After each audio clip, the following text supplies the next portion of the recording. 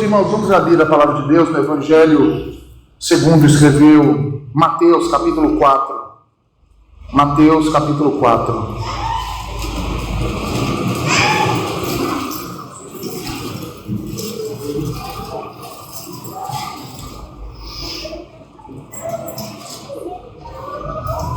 Vamos fazer uma leitura dos versículos 1 ao 11. Mateus, capítulo 4, versículos 1 ao 11.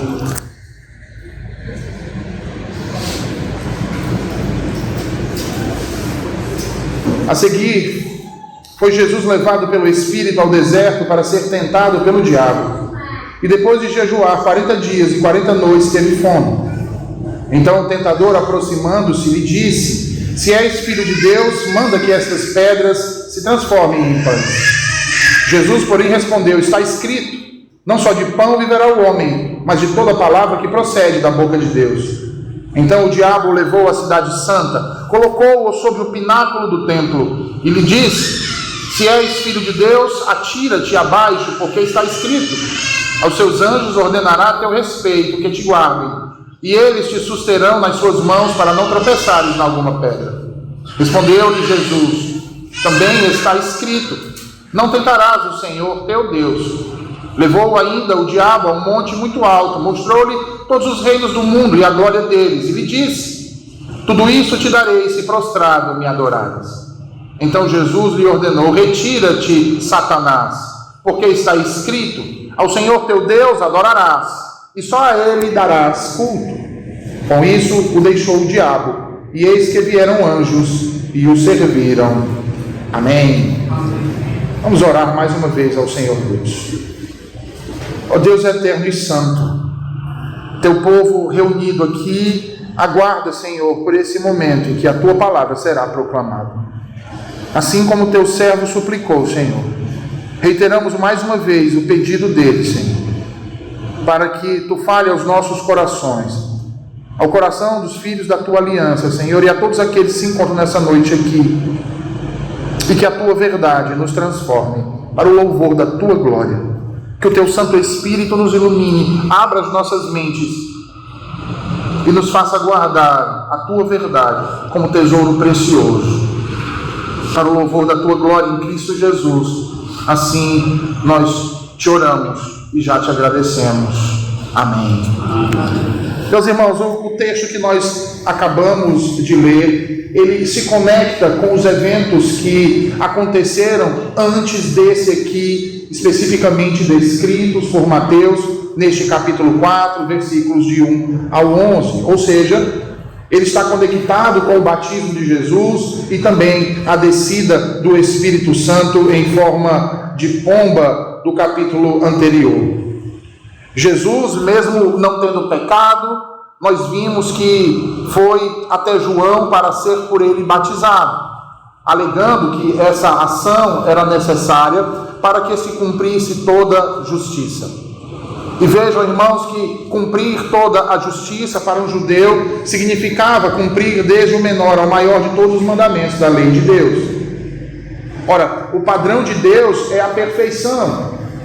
Por isso ele cria o primeiro homem à sua imagem e semelhança, a fim de que este primeiro homem fosse santo como ele é santo, justo como ele é justo. Jesus, portanto, teve que obedecer a cada iude, tav da lei. Além disso, isso também dizia respeito à solidariedade, à identificação do próprio Cristo com o seu povo, com o povo da sua aliança, para que legitimamente ele pudesse ser identificado e tomado como nosso legítimo representante. Assim, nós vimos que após ser batizado por João, os céus se abrem e o Espírito Santo desce sobre Jesus em forma de pomba, e Deus se manifesta audivelmente dizendo: eis o meu filho amado em quem me comprazo. Os irmãos devem lembrar disso, e se não estão lembrados é só voltar um pouco para o final do capítulo 3 que vão ver esse fato sendo narrado não apenas por Mateus. E vejam, irmãos, que o recebimento do Espírito, de modo algum, pode ser identificado como um agente de santificação. Porque se nós presumíssemos que a descida do Espírito Santo sobre Jesus preconizaria como um agente de santificação, nós deveríamos da mesma forma atribuir a isso que Jesus tinha uma carne pecaminosa. Mas pode e deve ser visto, ao contrário de tudo isso, pois Jesus não tinha pecado, como sendo a aprovação do Pai por sua submissão ao batismo no cumprimento daquilo que lhe fora ordenado realizar plenamente. E além disso, o Espírito era fundamental como um equipamento indispensável e real de sua natureza humana para a execução de sua tarefa messiânica. Para a execução de sua tarefa, como Paulo o chama assim em Romanos, de segundo Adão. E ora, meus irmãos, Jesus em seu ministério terreno atribuiu por diversas vezes todo o poder e graça, seus atos salvíficos, à posse do Espírito. Agora o mesmo Espírito Santo o conduz ao deserto e a Escritura diz que para ser tentado pelo diabo. A pergunta que surge então para nós é: por que Jesus foi conduzido ao deserto para ser tentado por Satanás? Segunda pergunta que surge a partir disso: sendo Jesus Deus, pode ele ser tentado? Terceiro lugar, que tipo de implicações a tentação de Jesus traz para nós? Essas e outras perguntas nós procuraremos responder ao longo da exposição destes versículos que lemos ainda há pouco, meus irmãos. E sendo assim, então eu peço que você volte ao texto, deixe sua Bíblia aberta e me acompanhe na exposição do texto. A leitura novamente do versículo de número 1 que diz: a seguir foi Jesus levado pelo Espírito ao deserto para ser tentado pelo diabo. Veja, Jesus foi levado da margem do Jordão, onde havia sido batizado, para as terras altas, adjacentes. Foi levado, conduzido pela direção do Espírito. Esse mesmo Espírito que não somente sabia que era necessário Jesus passar por essa experiência, mas cuja presença ativa e plenária também qualificou Jesus para triunfar sobre ela. Note que Mateus explicita que Jesus foi levado ao deserto, onde, de acordo com Marcos 1,13, o Salvador esteve com as feras para ser tentado pelo diabo. Isso nos revela que Mateus cria na existência de um príncipe do mal pessoal. Igualmente criam assim os demais apóstolos e autores inspirados das Sagradas Escrituras, meus irmãos, bem como o próprio Senhor Jesus. E ora, este diabo é Satanás, o inimigo pérfido, sorrateiro, a serpente que precipitou Adão e Eva no pecado, sempre cheio de fúria, inveja e rebeldia contra Deus e os filhos de sua aliança.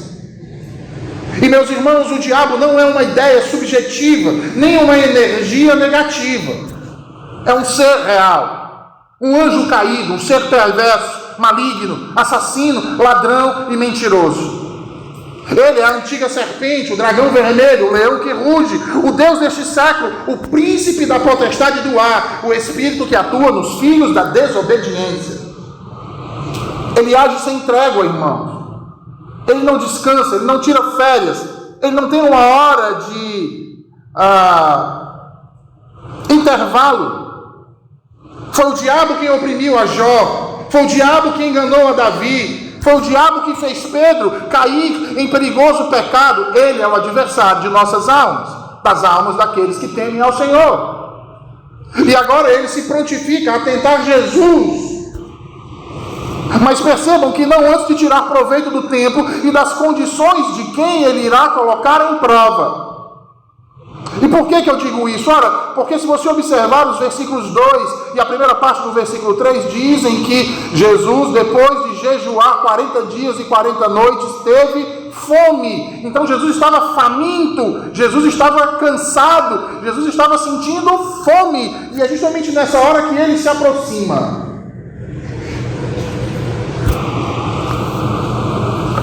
E vejam, os mais justos entre nós não sobreviveriam sem pecar hoje, nem mesmo no intervalo que tivemos do culto matutino para agora no culto vespertino. Isso nos leva à realidade de que, ainda que por meio da imaginação, nenhum ser humano é capaz de viver em completa justiça sem a menor mancha moral, ainda que por algumas poucas horas. Isso é impossível de se conceber, irmãos. Não importa o quão santificado seja você e piedoso seja você, nenhum de nós conseguiu, nenhum de nós consegue. Só teve um homem que conseguiu, e esse homem é Jesus. Ora, um dos papéis de Jesus era servir como novo Adão, ou melhor ainda, como segundo Adão, exatamente para fazer aquilo que não conseguimos fazer, realizar aquilo que não conseguimos realizar, nem nós e nem muito menos nossos primeiros pais. Por isso é importante salientar aqui que a redenção que Cristo realizou por nós não foi alcançada apenas pela sua morte, porque Ele não apenas teve que receber nosso castigo pelo pecado, irmãos, mas também teve que alcançar a justiça em nosso favor. Portanto, sua obediência perfeita é tão necessária para a nossa salvação quanto sua morte expiatória na cruz. Assim somos conduzidos novamente a um cenário probatório. Nós falávamos de um cenário de provação hoje pela manhã, e agora à noite nós nos encontramos em outro cenário que é descrito pela Escritura como sendo também um cenário probatório, mas desta vez com gritantes diferenças. Mas não naquilo que diz respeito aos objetos da prova. Eles são semelhantes, uma vez que, assim como Adão, Cristo foi também colocado em liberdade condicional, onde se esperava que não falhasse no teste, para que, ao ser aprovado, desfrutasse do aperfeiçoamento que havia sido prometido. Só que o primeiro teste foi realizado num belo, puro, extraordinário, maravilhoso e exuberante jardim. À disposição de Adão foi colocado um banquete gourmet imaculado, irmãos. Vocês têm noção disso? De todas as árvores do jardim podereis comer. E se você lembrar do texto de Gênesis, diz que o jardim era belo, vistoso, agradável, tinha rios, tinha vida, tinha pureza, tinha santidade, tinha a presença do Altíssimo. Mas já o segundo cenário ocorreu no ermo da Judéia, longe de ser exuberante. Paisagens áridas, um dos lugares mais desolados da terra.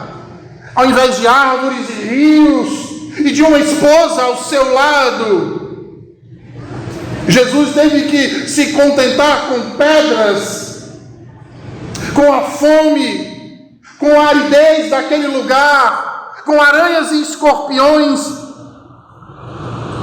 O local para onde o Espírito Santo conduziu Jesus para ser tentado, diferentemente do primeiro Adão, irmãos, foi um lugar proibitivo e agourento. O que faz do seu teste ainda mais penoso e difícil. A serpente veio até Eva, e Adão, quando seus estômagos estavam cheios, quando eles estavam saciados, maravilhados de onde estavam, mas veio a Jesus em meio a uma fome profunda. Adão e Eva enfrentaram a provação com apoio e encorajamento mútuos, enquanto Cristo enfrentou o diabo sozinho. Adão e Eva foram testados num cosmos de perfeição. Jesus foi testado em um mundo caído, rendido ao pecado. Como diz o puritano Matthew Poole. Meus irmãos, isso nos faz enxergar quão grande foi o contraste entre os dois testes, entre as duas provações, e quão supremo foi o que Cristo teve de passar. mesmo tempo, ainda há um ponto de semelhança. E dessa vez diz respeito à forma da tentação. Porque ambos foram tentados, sendo colocados à prova quanto à inerrância da palavra que Deus havia dito. Observe aí o que diz a parte B do versículo 3 e versículo de número 4. O diabo começa dizendo que, se és filho de Deus, manda que estas pedras se transformem em pães. Jesus, porém, respondeu: está escrito, não só de pão viverá o homem, mas de toda palavra que procede da boca de Deus. Se vocês lembrarem, verão que lá no jardim do Éden, a serpente dirigiu-se a Eva com uma pergunta, utilizando-se do mesmo modus operandi aqui. Foi isso que Deus disse? Não comereis de toda árvore do jardim? É claro que Deus não disse isso. Deus havia dito que eles poderiam comer livremente de todas as árvores. Só havia um fruto naquele jardim que estava proibido para eles. E vejam a astúcia do diabo, irmãos. Na sua sanha tentadora, ele usa todo o seu arsenal para aproveitar-se de cada circunstância e busca tirar proveito de cada uma das realidades existenciais que existem. Se você lembrar o que tinha acontecido no evento anterior, Deus havia dito o quê? Eis o meu filho amado em quem me comprazo. Como é que ele diz na primeira tentação? Se tu és filho de Deus.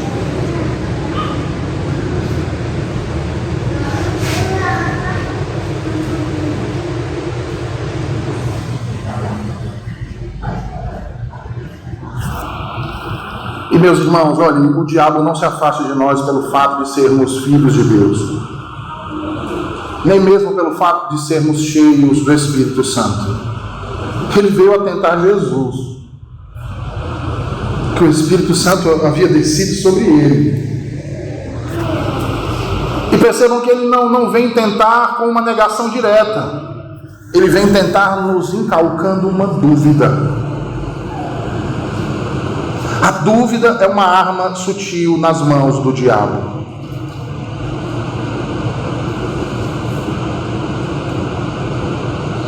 De manhã eu falei sobre características nossas, que muitas vezes se assemelham com as do diabo. Lembram? Como é que ele se aproximou de Eva? Não foi negando a Deus diretamente e a sua palavra, mas foi fazendo ela duvidar da palavra e do caráter de Deus. Quantas vezes não agimos assim contra pastores e presbíteros? Quantas vezes não agimos assim com como maridos e esposas?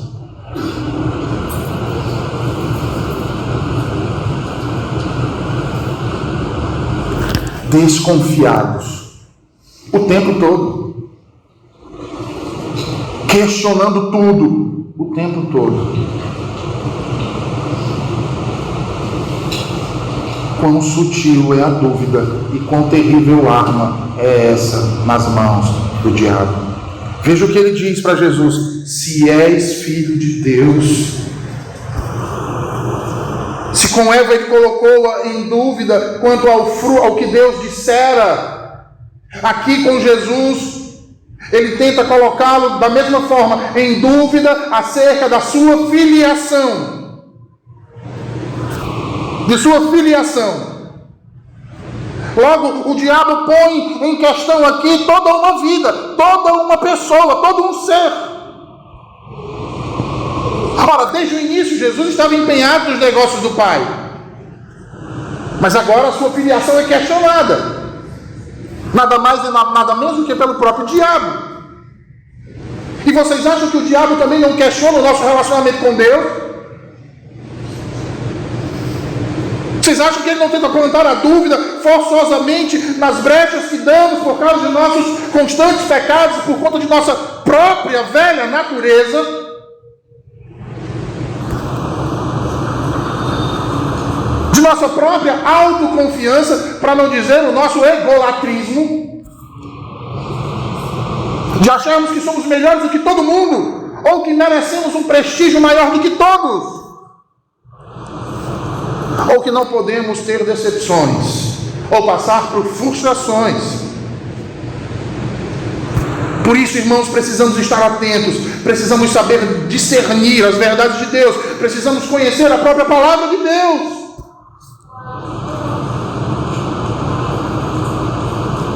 Temos que agir como Jesus agiu. Já que somos seus discípulos, deveríamos aprender isso dele, do mestre. E a primeira coisa é conhecer bem o que Deus disse e o que Deus não disse. E sabermos separar o que é da vontade de Deus daquilo que não é vontade de Deus. Para obedecermos aquilo que Deus ordenou, especificamente. E aborrecermos aquilo que Ele não ordenou. Jesus sabia, conhecia e tinha esse discernimento. E veja como é que Ele responde. Está escrito: não só de pão viverá o homem, mas de toda a palavra que procede da boca de Deus. Jesus cita o que, irmãos? Quem é que lembra desse texto? Deuteronômio 8:3. Ele está citando o que? A Torá. A Torá. Jesus responde a Satanás citando a Escritura. Jesus não está aqui desprezando a necessidade humana por comida, irmãos. Afinal, na própria oração do Pai Nosso, Ele nos instrui a orar pelo pão nosso de cada dia. Como seres humanos, nós precisamos nos alimentar, precisamos dos nutrientes que o alimento nos fornece para sustentar os nossos corpos. Mas aqui o que Jesus tem em mente é que a vida requer mais do que os nutrientes físicos, mais do que o pão de cada dia nas nossas mesas. Ele em si é necessário, mas não é a única necessidade para a nossa subsistência ou para a nossa existência. Não podemos viver só de pão. Precisamos de pão e mais alguma coisa. Ora, não fomos constituídos apenas de carne e de matéria. O Senhor nos deu alma, nos deu um espírito, irmãos. E observe ainda que Jesus não disse que o homem precisava apenas da palavra de Deus, mas de toda palavra de Deus. Mas nós não vivemos assim, não é mesmo? E é isso que nos distancia muitas vezes do bom Salvador. Porque no fundo, irmãos, não todos, mas muitos de nós, infelizmente, acham que a Bíblia é como uma miscelânea, que a gente pode escolher um pouco de Mateus, um pouco de Lucas, um pouquinho de Romanos, uma pitada aos Filipenses.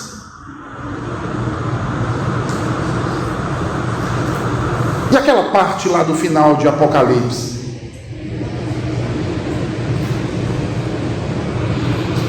Mas não precisamos de Levíticos, não precisamos do livro de Números. Não, vamos excluir isso aí, tira essa parte.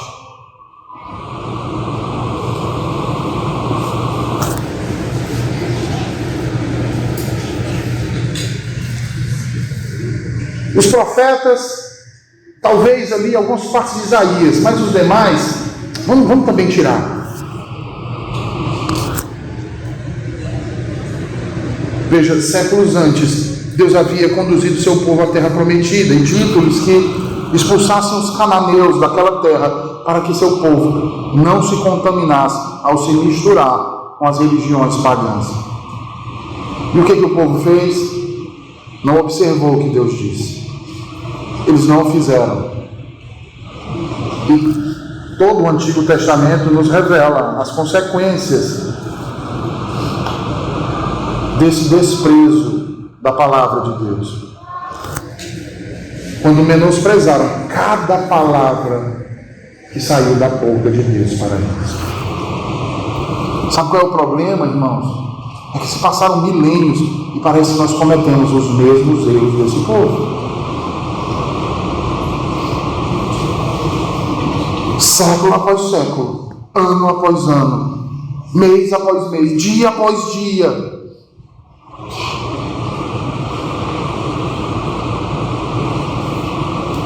Parece que temos trilhado nesses últimos dias o mesmo caminho.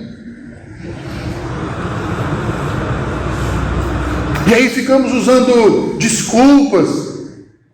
Não, porque é difícil para entender, não é assim. Eu preciso de um curso, eu preciso estudar grego, eu preciso estudar hebraico. Você precisa se converter, meu irmão. Que você precisa obedecer a Deus, a sua palavra.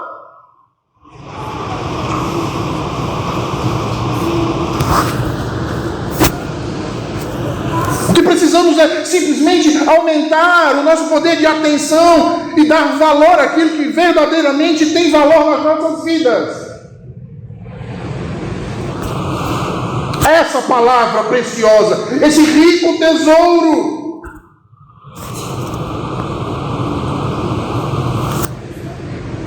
A palavra de Deus em Juízes, irmãos, ela não é nem menos e nem mais verdadeira do que a palavra de Deus no livro de Romanos, por exemplo.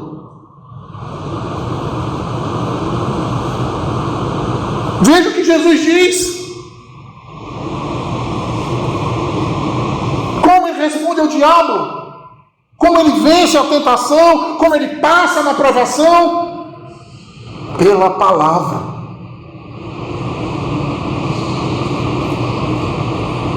A comida e a bebida de Jesus eram fazer a vontade do Pai. E a nossa vontade? O que tem sido, irmãos?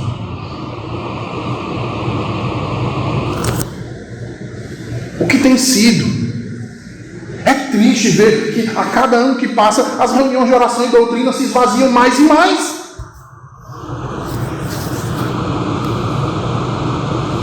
Porque estamos ocupados demais para aprender mais da palavra de Deus, de conhecermos mais e melhor o que Deus nos revelou.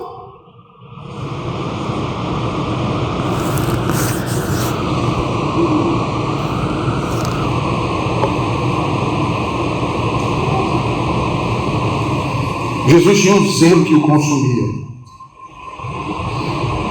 Ele entendeu que Deus nunca havia pronunciado uma palavra desconexa. Não existe declaração insignificante dos lábios de Deus. Jesus sabia disso.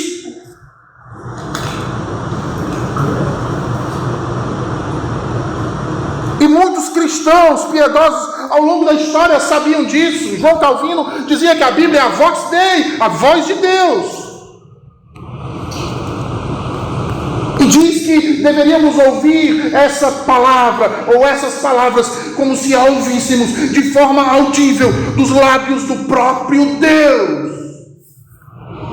Mas o que nós temos feito, irmãos, nesses últimos dias?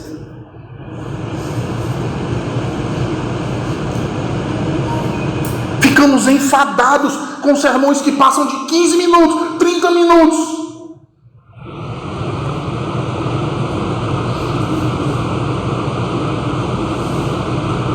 Despriorizamos os estudos semanais. Fugimos disso.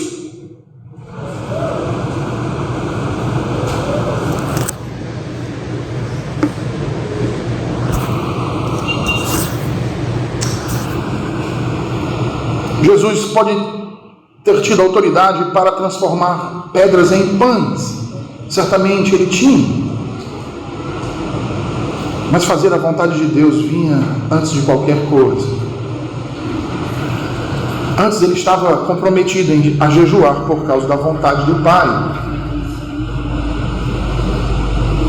A palavra que veio de seu Pai era mais importante para ele do que o pão. É por isso então que o diabo desiste da estratégia de tentá-lo pelo pão e procura outra forma de tentá-lo, de seduzi-lo, de confundi-lo. Vejam aí os versículos 5 a 7.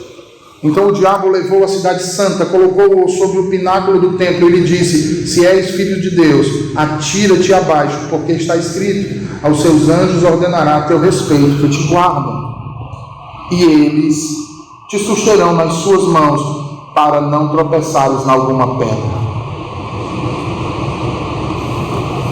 Visto que Jesus havia citado a palavra de Deus, Satanás resolveu fazer o mesmo. Mas veja, nas palavras dele, é como se ele estivesse dizendo: não é esta a palavra de Deus, Jesus? Não é isso que a Bíblia diz? Bem, vamos ver se a Bíblia é verdadeira. Pula daqui de cima. Mostra aí que o que tu está dizendo, que crê, é verdade. Pula daqui de cima, se joga lá embaixo. Porque se é verdade, os anjos vão vir te buscar, Jesus.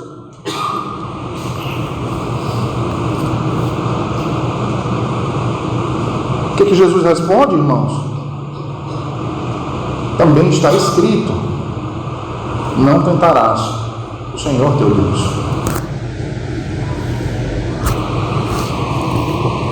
Qual é o problema de Satanás? A hermenêutica dele é errada. De muitos em nosso tempo. A hermenêutica tem a ver com as leis que regem a interpretação das Escrituras. Ele as distorce. E quantos de nós também não faz isso, não é verdade? As pessoas dizem que a Bíblia é a palavra de Deus, mas ainda assim pegam nessa palavra e distorcem-na para apoiar o que querem fazer, sem se importar com qualquer tipo de princípio para interpretar as Escrituras. Há um princípio que, inclusive, os nossos símbolos de fé o defendem, que a Escritura interpreta a própria Escritura. A Escritura é o seu próprio intérprete. Com isso, nós queremos dizer que devemos interpretar a Escritura pelas próprias Escrituras. Ou seja, para entendermos o Antigo, precisamos entender o Novo, e para entender o Novo, precisamos entender o Antigo. Não dá para dissociar as duas coisas. E a primeira coisa que nós precisamos entender é que Deus não mente. Que a sua palavra é inspirada. E se é inspirada, ela é verdadeira. E se é verdadeira, ela é inerrante. Coerente, unificada. Deus nunca se contradiz. Logo, o que ele diz no livro de Juízes nunca pode contradizer aquilo que é dito lá em Efésios. Mas se tomarmos a parte um do outro, isoladamente um do outro, nós violaremos esse princípio fundamental de interpretação. E é exatamente o que Satanás faz e tem feito muitos caírem fazendo o mesmo. Logo, Jesus diz a Satanás que se ele saltasse do templo para provar que as Escrituras são verdadeiras, ele estaria violando as próprias Escrituras, que o proíbem de fazer. Além disso, claro, Jesus sabia quem ele era. Ele não precisava pular de uma grande altura para saber que os anjos haviam recebido responsabilidade sobre ele. Assim como não precisou se preocupar em bater o pé contra uma rocha, porque sabia que os anjos o estavam protegendo. Sendo assim, então, o diabo traz uma última cartada. Vejam aí versículos 8 ao 11. Ele diz: levou ainda o diabo a um monte muito alto, mostrou-lhe todos os reinos do mundo e a glória deles. Ele disse: tudo isto te darei, se prostrado me adorares. Então Jesus lhe ordenou: retira-te, Satanás, porque está escrito: ao Senhor teu Deus adorarás, e só a ele darás culto. Com isso deixou o diabo, e eis que vieram anjos e o serviram. Então veja, novamente o diabo leva a uma montanha extremamente alta e mostra todos os reinos do mundo e a glória desses reinos, e diz a Jesus: todas essas coisas eu te darei, se prostrado me adorares. É interessante porque Adolf Hitler disse aos seus capangas: podemos mentir ao povo agora, mas depois de termos a vitória, ninguém se lembrará das nossas mentiras. O que ele queria dizer, na verdade, é que mais tarde ninguém se importaria com as suas mentiras, porque ele traria glória à Alemanha, um novo reino que abrangeria desde a Tchecoslováquia aos Sudetos da Polônia, aos Países Baixos, Bélgica, França, Inglaterra e depois o mundo.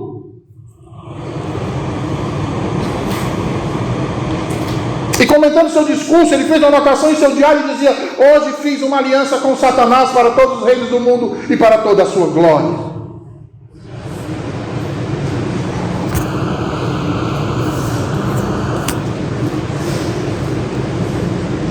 Quantos de nós não estão vulneráveis às riquezas deste mundo?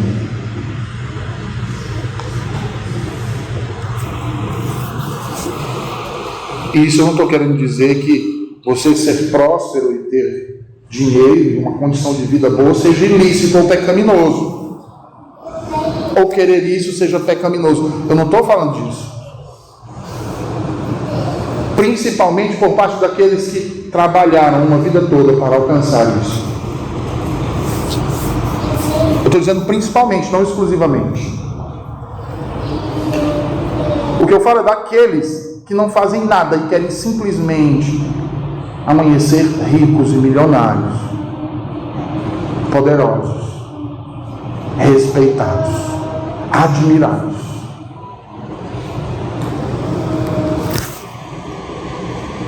Você já considerou o seu ponto de vulnerabilidade, irmão? Aquilo que você mais peca. E que meio que já virou parte do seu cotidiano. Você sempre peca naquele mesmo erro.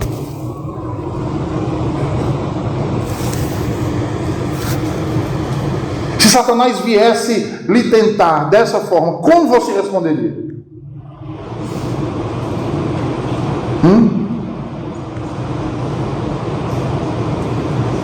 O que ele colocaria diante de você? 10 anos de supermercado grátis. Glória, muita fama, você vai ser famoso, um grande cantor, uma grande atriz, um grande ator. Todo mundo, por onde você passar, multidões vão se rasgar para pegar um autógrafo seu. Você vai viajar para todos os lugares do mundo. Ou um reino, vou te dar uma nação grande, próspera.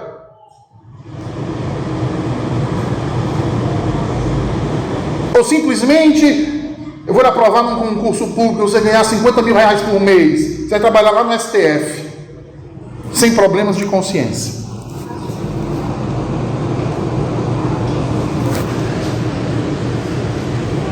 Ele ofereceu todas essas coisas a Jesus, em troca de uma única coisa: a adoração.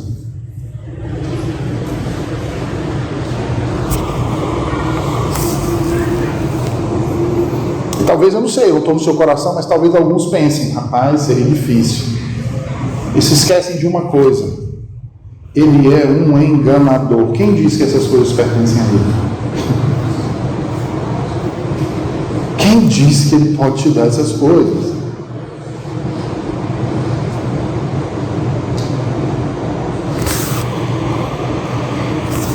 A oferta que Satanás apresentou a Jesus não era dele. Qual é a glória que ele tem para dar a alguém, irmãos? Ele não tem glória, ele usurparia isso de alguém.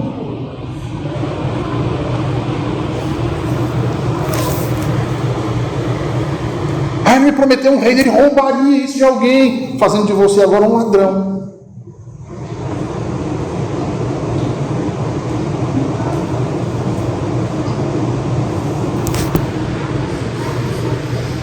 Talvez você já tenha ouvido a história de um determinado político que, após cumprir seu primeiro mandato, buscava a sua reeleição.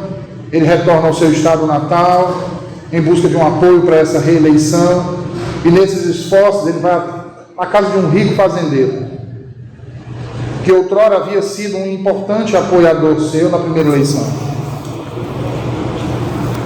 E aí ele chega para ele e diz assim: olha, eu estou concorrendo à reeleição, você vai me apoiar de novo? Aquele fazendeiro olha para ele e diz assim: olha, eu sinto muito, não vou apoiar o senhor dessa vez não. E aí ele começa a dizer para aquele homem: você se lembra do que aconteceu no ano passado? Quando houve um incêndio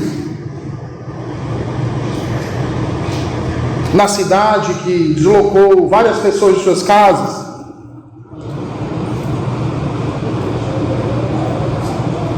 Você, quando votou em mim, votou para dar às pessoas deslocadas o dinheiro necessário para construir uma nova casa. Você não teve que tirar esse dinheiro do seu bolso, mas votou para tirá-lo do meu.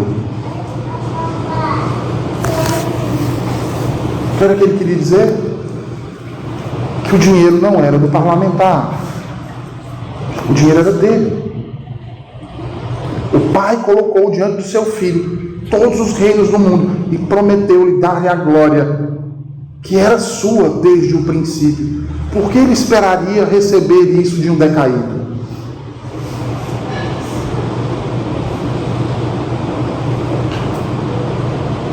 Jesus não precisava esperar para receber isso de Satanás, irmãos.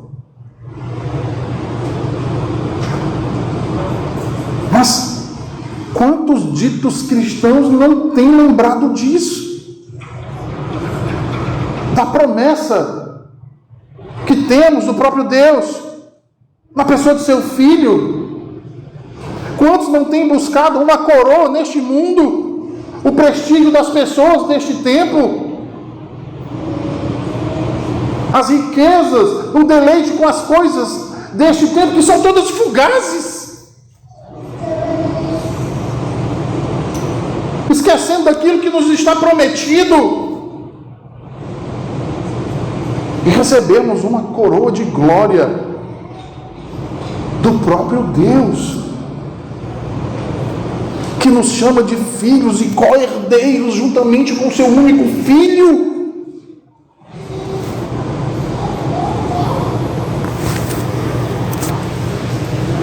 Vejam, irmãos, que o que estava em jogo aqui não eram as coisas em si, mas o curso para obtê-los.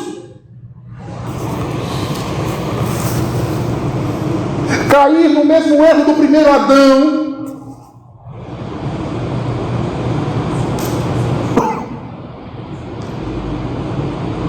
ou enfrentar o que estava posto. O que restava para Jesus? Vejam, o primeiro Adão estava num estado de glória, e o que havia de promessa para ele não era passar por aflição, era ser obediente e ser aperfeiçoado uma vez por todas. Mas o que está diante do segundo Adão é uma realidade decaída à sua volta. E sabe o que está ali posto para o futuro? Passar pela cruz.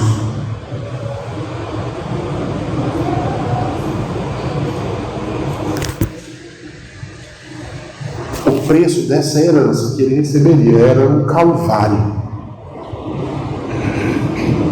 Satanás estava oferecendo glória sem o sofrimento e a humilhação necessários. E quantos de nós não têm procurado fazer isso, não é mesmo? Ter sucesso na vida, mas sem muito esforço, sem desgastar as mãos, mas quem sabe jogando numa loteria para amanhecer milionário no outro dia. Não é de Deus essa promessa.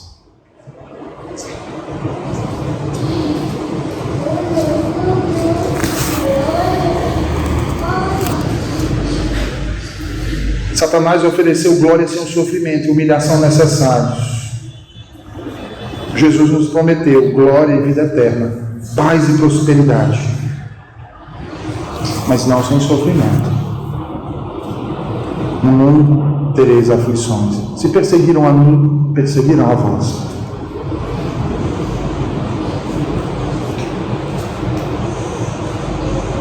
E vocês, meus irmãos? Cristo confiou no Senhor, e vocês, em quem têm confiado? de quem tem esperado alcançar a herança.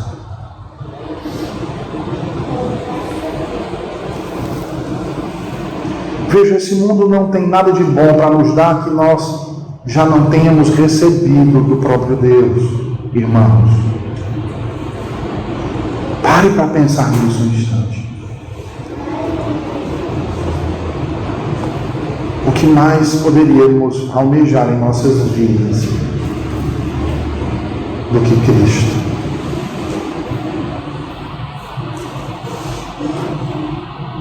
E a salvação que Ele nos dá. Que a palavra de Deus frutifique em nossos corações e resistamos às tentações do diabo. E nos entreguemos e confiemos nas promessas que o Senhor nos fez, pois Ele é fiel para cumpri-las. Porque Ele é o Senhor de toda a terra. Vamos orar? Senhor bendito, nós te agradecemos por Tua palavra nessa noite aos nossos corações. Tu sabes, ó Deus Santo, das dificuldades que passamos, das provações e das tentações que sofremos. Tu sabes porque Tu mesmo, Senhor, passou por elas e por isso é capaz de se condoer por nós.